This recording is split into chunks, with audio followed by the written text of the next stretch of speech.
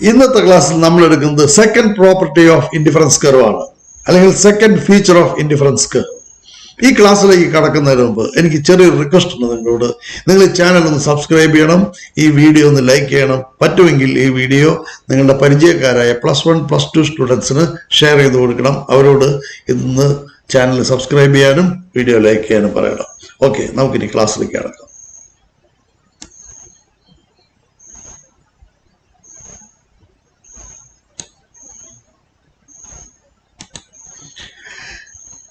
The second feature of indifference curve is that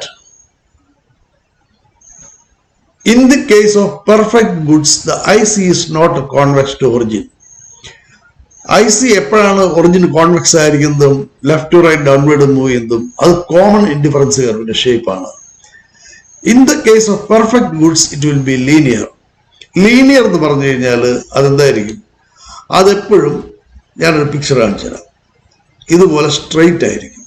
ഈ straight ആയിരിക്കുന്ന indifference curve perfect ഗുഡ്സിനെയാണ് നമ്മൾ ഈ കോമ്പിനേഷനുകളിൽ ഉണ്ട് എന്ന് റെപ്രസെന്റ് ചെയ്യുന്നത്.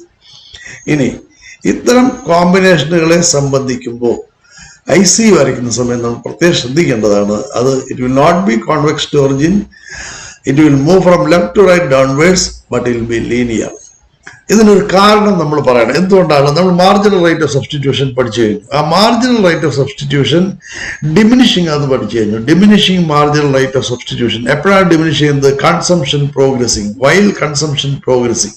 കൺസംഷൻ പ്രോഗ്രസ് ചെയ്യുന്ന സമയത്ത് മാർജിനൽ റേറ്റ് ഓഫ് സബ്സ്റ്റിറ്റ്യൂഷൻ ഒരു കൺസ്യൂമറെ സംബന്ധിച്ചിടത്തോളം ഡിമിനിഷ് ചെയ്തുകൊണ്ടിരിക്കും. പക്ഷേ ഡിമിനിഷ് ചെയ്യാതെ അത് കോൺസ്റ്റന്റ് ആയിരിക്കുക എന്ന് വിചാരിക്കുക.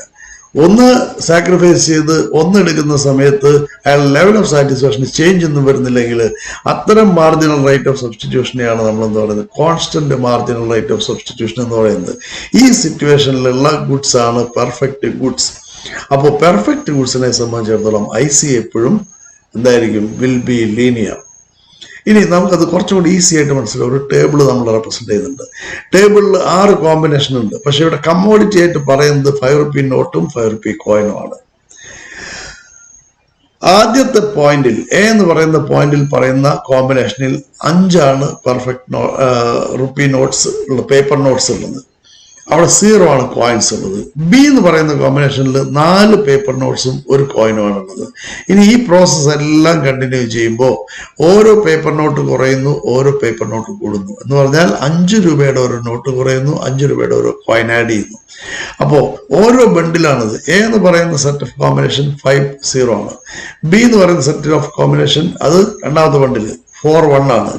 അങ്ങനെ 6 ബണ്ടിലിനകത്തുള്ള കോമ്പിനേഷൻസ് ആണ് നമുക്ക് ഈ കാണിച്ചു തന്നിരിക്കുന്നത്. ഇതിൽ ഏത് കോമ്പിനേഷൻ എടുക്കാനും കൺസ്യൂമർ എന്തായിരിക്കും? ബില്ലിംഗ് ആയിരിക്കും. കാരണം എന്തായാലും ലെവൽ ഓഫ് സാറ്റിസ്ഫാക്ഷൻ എപ്പോഴും സെയിം ആയിരിക്കും. ഇനി അതിന്റെ വാല്യൂ അതുപോലെ തന്നെ അതിന്റെ യൂട്ടിലിറ്റി എല്ലാം സെയിം ആയതുകൊണ്ട് അതിന്റെ മാർജിനൽ റേറ്റ് ഓഫ് സബ്സ്റ്റിറ്റ്യൂഷൻ എപ്പോഴും കോൺസ്റ്റന്റ് ആയിരിക്കും. 1:1 ആയിരിക്കും. ഈ സിറ്റുവേഷനിൽ നമ്മൾ IC വരയ്ക്കുകയാണെങ്കിൽ ഈ 6 കോമ്പിനേഷൻസിനെ റെപ്രസെന്റ് ചെയ്ത് നമ്മളൊരു IC വരയ്ക്കുകയാണെങ്കിൽ ആ IC എപ്പോഴും എന്തായിരിക്കും? It will be linear. അതൊരിക്കലും കോൺവെക്സ് ടു ഒറിജിൻ ആയിരിക്കില്ല.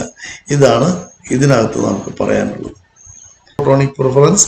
അടുത്തത് ഇൻഡിഫറൻസ് മാപ്പ്. Thank you.